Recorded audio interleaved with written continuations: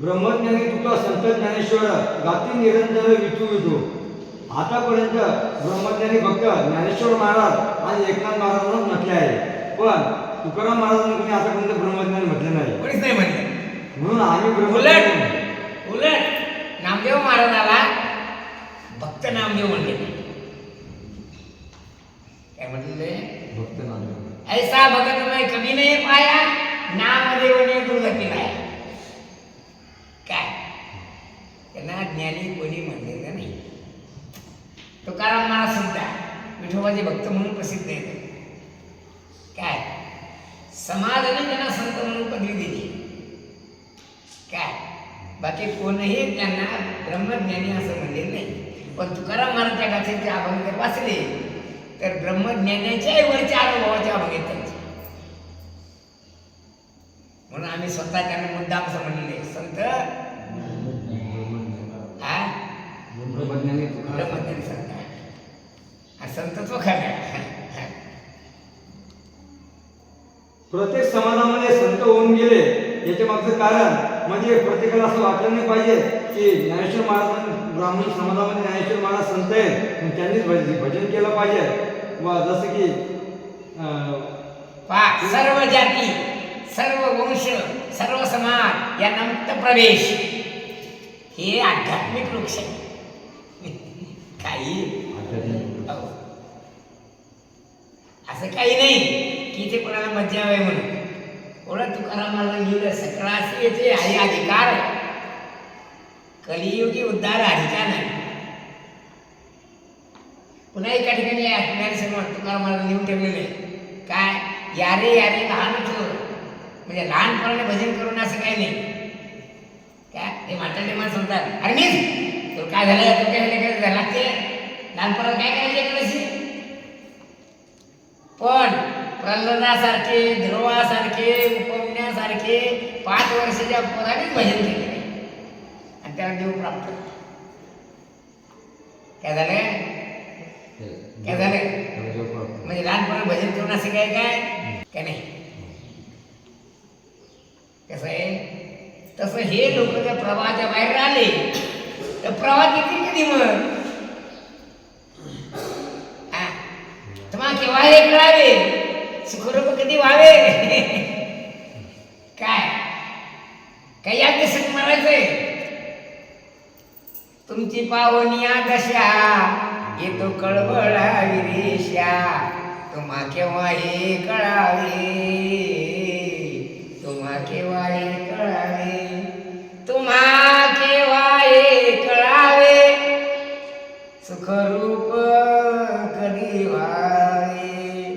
तुम्हा केव्हा हे कळावे सुखरूप कधी व्हावे. पा कधी कळायचं मग आता का सगळं खेळण्यात हार्ड काय गमवायचा. म्हणून संत ब्रह्मज्ञानी संत कसे ते कोण तुकाराम महाराज. कारण ब्रह्मज्ञानालाही ज्यांच्या आशीर्वादाची अपेक्षा आहे असे तुकाराम महाराज. पुढे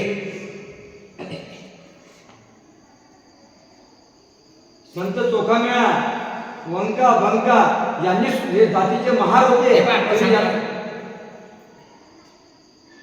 चोखामेळाचा बाप पंढरीचा वारकरी होता. काय होता खूप वाईट पण मनात थोडस वाईट होतं. काय वाईट होतं की बा आपल्या वंशाला देवा नाही. पण त्याचा बाप विठोबाचा एकनिष्ठ भक्त असल्या कारणानं त्याने विठोबाला काही मागितलं नाही. काय काही मागणे हे अमागित म्हणते नंबे मर्दार नाही. काही मागणे हे काही मागणे न मागो काही काय त्याच्या अगोदर तो का म्हणे आता उदाहरण मिळते ते नाही दुसरे काय ते नाही ते नाही. हा?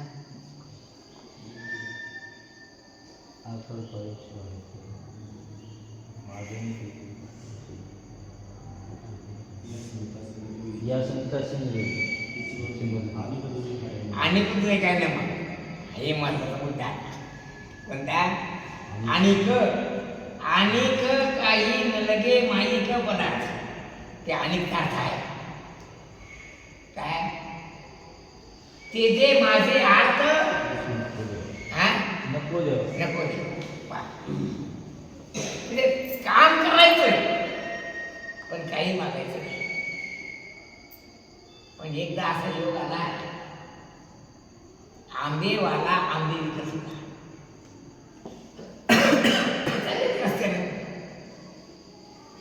मग आंबेवाल्याने सौख्याच्या बापाला आंबे दिले. हे विठोबाला घेऊन गेले. काय सांगितलंय अशी एक कथा आहे की याच्या बरं रोजा चांबाराच्या याच्या अशी वारकरी झाली ते गंगेला. मग खरे रोजा गंगा दर्शन येत नाही काय या कामाची लई गर्दी. तुम्ही असं करा 1-1.5 पैसा त्याने घेतला आणि 1.5 पैसा गंगेला लिहून दे म्हणला. काय म्हणला 1.5 पैसा गंगेला लिहून 1.5 पैसा म्हणजे काय तुम्ही माहिती आमच्या काळात एक आदला असायचा आणि 2 आदल्याचा 1 पैसा व्हायचा. काय व्हायचा 2 आदल्याचा 1 पैसा 2 आदल्याचा 1 पैसा. आदला चांगला असा डब्बू असायचा एवढा. आदल्याचे 2 प्रकार. एका आदल्याचा म्हणजे वगैरे भोक असायचं तर बरोबर करंगडी जायच्या लहान मुलांची बरोबर आम्ही असं खेळ दुकानात जायचं. दुकानदार त्याचे बैल ते कडून घ्यायचं म्हणजे 2 आदल्याचा 1 पैसा. मग 1.5 पैसा म्हणजे काय 3 आदले काय 1.5 पैसा म्हणजे काय 3 आदले. हा काय कुठे गेला त्या झोडपाला हा हा कुठे पाहिले शाही पाठी मग पारे पाहता खरी संडा सुद्धा नसे या पण तिकडे वासगोड डॉक्टर इकडे नाही देत.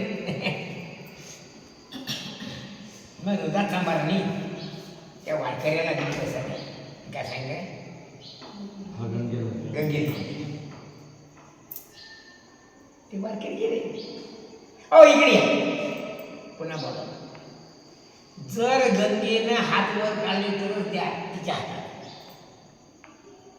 काय सांगितलं गंगेनं हात वर काढले गंगे जर हात वर काढले तर तिच्या हातात माझे पैसे द्या. तसे देऊ नका. हे गेले गेल्यानंतर गंगेचं स्नान केलं आणि आठवण आली बरं वेदाचा आम्हाला 1.5 पैसा द्यायचा ना. मग त्यानं प्रार्थना केली की बा वेदासानं तुमच्याकरता दक्षिणा दिली हे घ्या. गंगेनं वर हात काढला याने गंगेच्या हातात 1.5 पैसा दिला. गंगा आत बुडाली आणि वरून एक सोन्याचं कंकण आणलं. आता त्याचे पैसे तुम्हाला दिले नाही आता माझं कंकण त्याला देऊन काय झालं मग पोचपावती झाली त्याला हा भाऊचर पण याला लसला लोक या ते कंगन दिलंच नाही रहिदासा. काय पुढे त्या डोक्याचा विचाराला हे कंगन जर आपण राजाला दिलं आपल्याला पैसे भेटतील. काय ते कंगन घेऊन राजाला दिलं. ते कंगन राजानं राणीला दिलं. राणीला यावं आणखी एक असा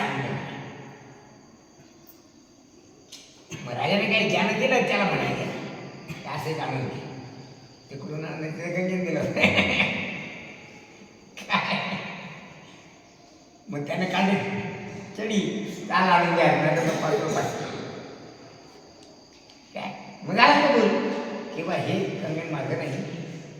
मला गंगेनं रोहिदास द्या सांगितलं, रोहिदास सिकंदर देऊ शकतो. मग राजा स्वतः रोहिदासाठी गेला. हे होतच बरोबर. रोहिदास काय केलं, ते कातडे याचं कुंड असतं ना, चांभार कुंड, त्यातले कमीन काढलं की राजा. कारण त्याचं म्हणणं करून असतं, मन चंगा तर कटोती मी गंगा. त्याचं म्हणणं काय होतं, कटोती म्हणजे ते कातडी घेत होतं, काय कातडी भेटतात नर म्हणतात पाणी घेतली. मग रोहिदास काय म्हणता, मन चंगा तो कटोती मी गंगा. त्या गंगेत त्यांनी काढले नाही. मग याला झाला पश्चाताप. काय काय गोष्ट सांगितली ती, मूळ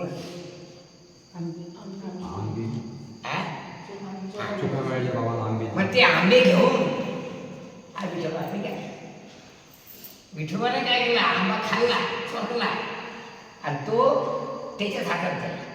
जा तू पडत काय म्हणला, खरं तर पोरगा झाला आणि चोखलेला आंब्यापासून झाला, मग त्यातनं चोखवणे.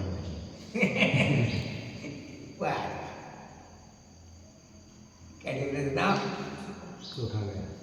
मेळा पुरतं ना, त्या पोरांना करून मग मेळा आहे.